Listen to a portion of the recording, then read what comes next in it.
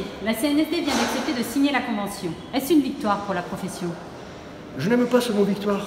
Je parle plutôt d'avancée pour la profession, dans la mesure où cette convention acte pour la première fois davantage de prévention, d'actes d'économie tissulaire vers un changement de paradigme par rapport à ce qu'on a connu auparavant, pour maintenir nos patients en bonne santé sans avoir besoin d'intervenir sur des actes beaucoup plus coûteux, beaucoup plus invasifs. Et c'est le sens de cette convention. Mais ce n'est qu'une étape. Ça a été un débat très passionné.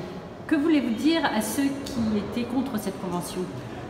Je voudrais leur dire, d'abord les rassurer, parce que certes cette convention, et je le comprends, peut avoir, dans la mesure où il y a un équilibre, un rééquilibrage, qui dit rééquilibrage, dit augmentation de certains actes et puis diminution d'autres, donc il y a une reprise sur les actes en entente directe, mais il ne faut pas voir dans la convention que la valeur des actes, il faut aussi voir la notion de volume d'activité, et dans une époque qui ménage, qui fait la part belle à la concurrence, d'avoir une convention qui les protège, c'est plutôt un plus pour eux, même s'ils ne le ressentent pas, et je le leur expliquerai. D'accord.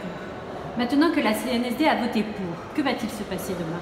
Mais justement, le gros du travail sera de faire tout l'accompagnement auprès des praticiens, justement pour s'approprier cette convention et leur démontrer le bien fondé de ce texte qui va les amener justement à du changement qui de toute façon aurait été, qui était inéluctable, qui se serait fait. Mais je préfère qu'on l'accompagne plutôt que de le subir.